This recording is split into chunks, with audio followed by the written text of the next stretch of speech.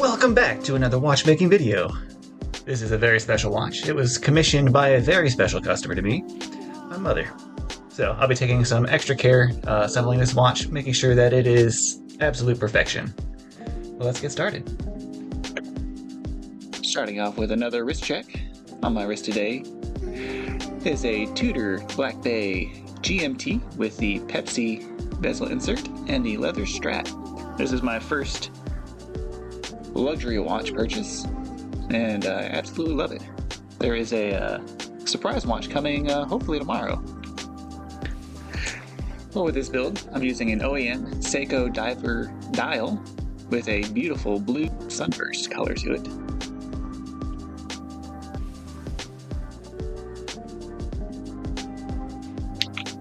This that I'm going to be using today is a 36mm. It has a sapphire crystal and a sapphire caseback with a Jubilee bracelet. It does have a fluted bezel, but it does not rotate. As you can tell in this case, it does not have the drilled lugs, so I'm going to have to use the other portion of the spring bar removal tool. It is a little more, but it is still not too bad. Just have a little more patience when dealing with these spring bars.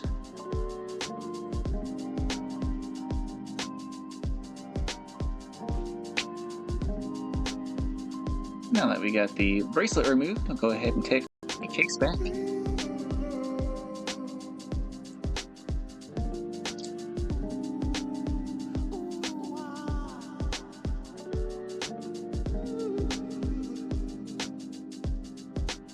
Set this off to the side.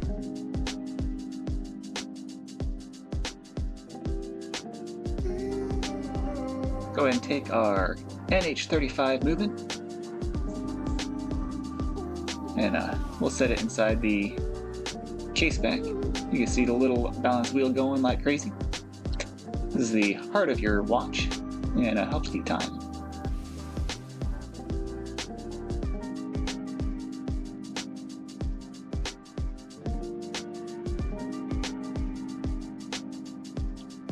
Taking another look at this sunburst dial. Just looks beautiful in this light.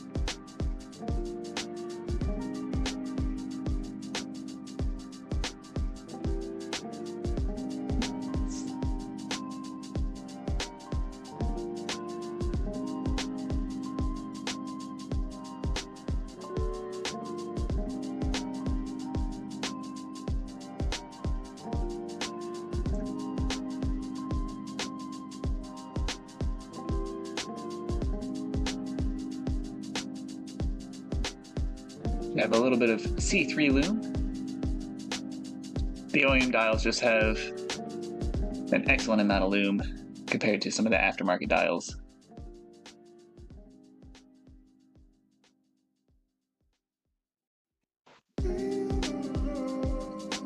I'll go ahead and remove the dial feet from this.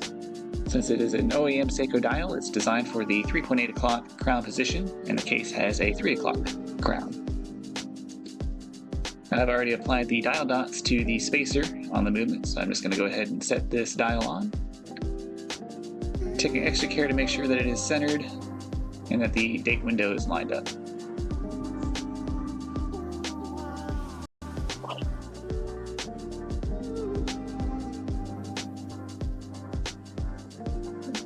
So I'll go ahead and adjust the time to where I know the hour hand is going to be at the 12 o'clock position.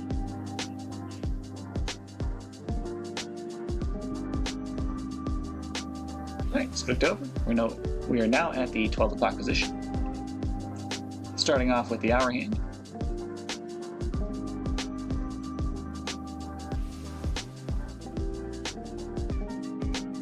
Getting it all nice and aligned.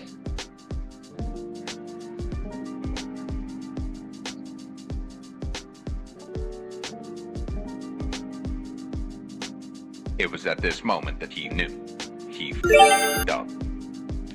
Well, as you can tell in this video, the plunger was actually lined up on the minute hand post and not centered on the hour hand, which was not good for the movement. As you can see from the video so far, it's absolutely crucial to ensure proper placement of the watch hands prior to applying any pressure. Luckily, I had an extra movement that arrived with a damaged balance, and I was able to swap the parts around to make one good movement out of the two broken ones. I hope you enjoyed this little detour and realize that not every build is going to go according to plan. Here I'm removing the entire balance assembly from the movement that I damaged. This is the first time I had actually removed any parts from a movement itself, so this is a learning experience for everybody.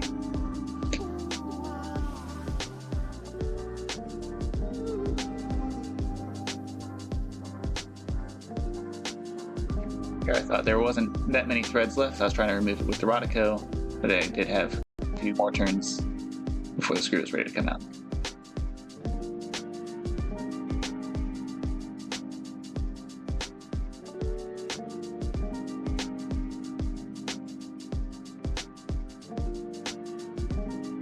You can see the balance spring there is extremely thin and fragile.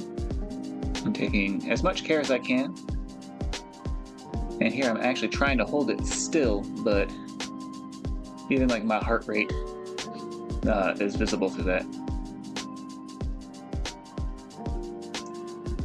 Here I am removing the balance from the other watch that came with the bad balance. I wasn't worried about keeping that one in pristine shape.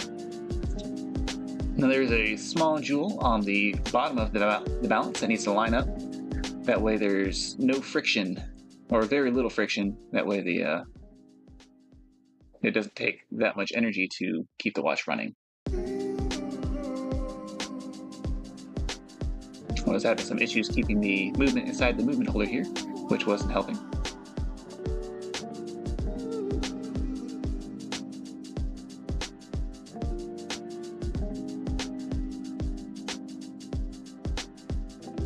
And there we go.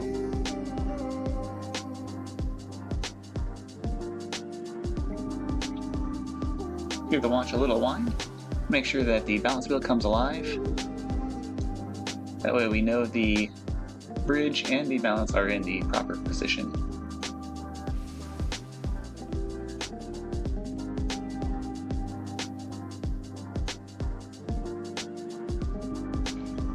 I'll be using a time grapher to verify that the new movement is working now that I've installed a new balance assembly. The black device here is pretty much a very sensitive microphone that's going to be measuring like how loud it's ticking and how accurately it's ticking. You can see here the rate is how much it's either gaining or losing per day.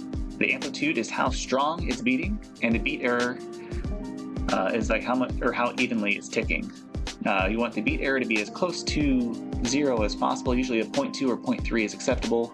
A 2.4 is very unacceptable, so we'll have to go ahead and adjust that. As you can see, there are two arms on the balance. The one that's closer to the plus and minus is going to be your beat error, and the one that's farther away is going to be adjusting your rate. Now, if you're adjusting both of these, you're going to want to be doing your beat error first, the one that's closer to the plus and minus, because that is also going to adjust your rate. So you want to get your beat error in the proper position prior to trying to mess with your rate. Otherwise, you'll be fighting yourself while you're adjusting it. Now, these are going to require very little or very micro adjustments. As you see here, it was egregiously off at 2.4, and I'm moving it maybe 1 or 2 millimeters. Let's go ahead and throw this back on the time graph and see how close it got. As you can see, our rate is outrageous now, but our beat error was at 0.9 to 1, so much better. I've made a couple more adjustments. Let's see how close we got. So now our beat error is at 0.2, so that is acceptable. Our rate is, outrageous at 83 seconds a day, but our amplitude is still going strong. So now that our beat error is acceptable, we'll go ahead and start adjusting our rate for the time. So I'll be adjusting the arm that's a little bit farther away. You still want to take a lot of care when you're doing this, only putting like sideways pressure on this, because if you push your tool down into the movement, you could damage that spring. As you can tell, I barely moved that arm. There's probably another millimeter or two. Let's go ahead and throw this back on the time graph and see how it's looking.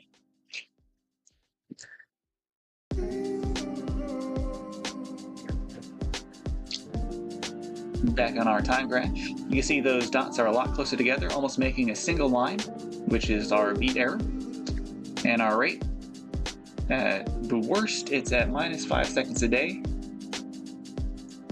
I'm going to go ahead and adjust the microphone around to a couple different positions, and it goes up to +3 seconds a day. So we're sitting between -5 and +3 seconds a day.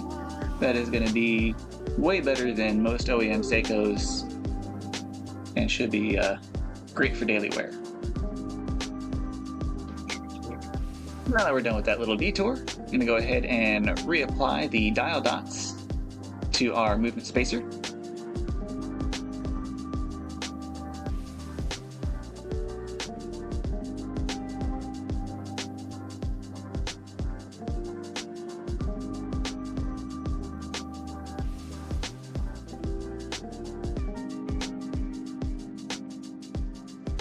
The dial is installed, I'll go ahead and install our dial.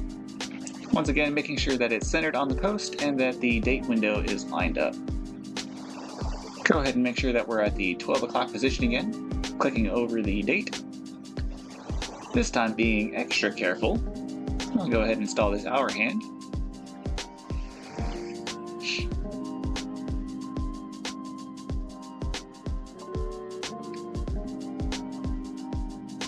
I've taken the tool and pretty much putting it on the edge, bumping it up against that minute hand post, making sure that it's completely flush. Using a lot less pressure than I did previously. I'm gonna go make sure that it's installed properly and go around through all the different positions until we click over onto the new date. There we go. Let's go ahead and install this minute hand. Using a piece of Rodico to get the minute hand in position. And using very little pressure. Here I could tell that it wasn't quite on the minute hand post. So I stick the Rodico on the minute hand again, getting it in the proper position. Go ahead and run it through a full daily cycle. Make sure it doesn't bind up on anything.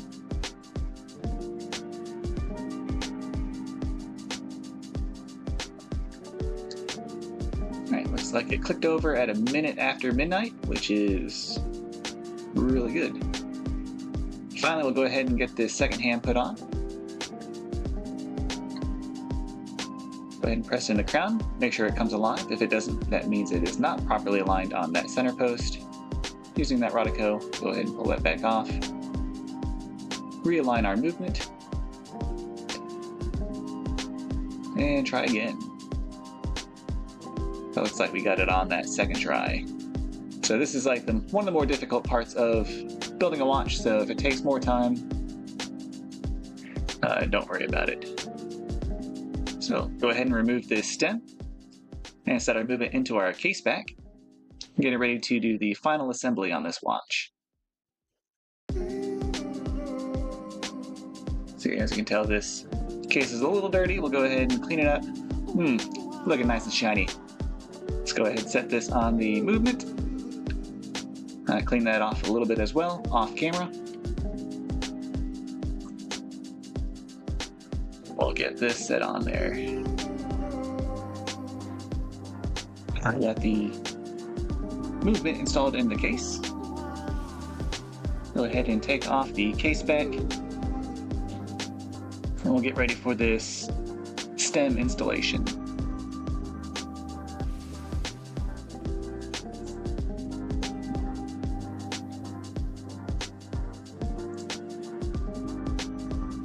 Alright. First off, go ahead and take the full-size stem, install our crown. It's just a little threaded stem. And we'll go ahead and see about how much of this stem we're going to need to remove. Go ahead ahead and do a quick function check, make sure that it all works. And you can see there is quite a bit of stem. Alright, so off camera, I did a lot of the trimming and filing. We'll take some of the blue anti-seize. Go ahead and apply that, or blue Loctite, I'm sorry. Apply that to our crown and install it. And as you can see here, yeah, I could not get this camera to focus. This is at 4x play speed too, so this was like almost a full minute of it not focusing. Gotta love it sometimes. Here we can see again. Go ahead and do a full function check of the stem, make sure it works in all the positions, and that it can thread down without causing any binding within the movement. It's looking good. Go ahead and get this case back installed. It's looking nice and shiny.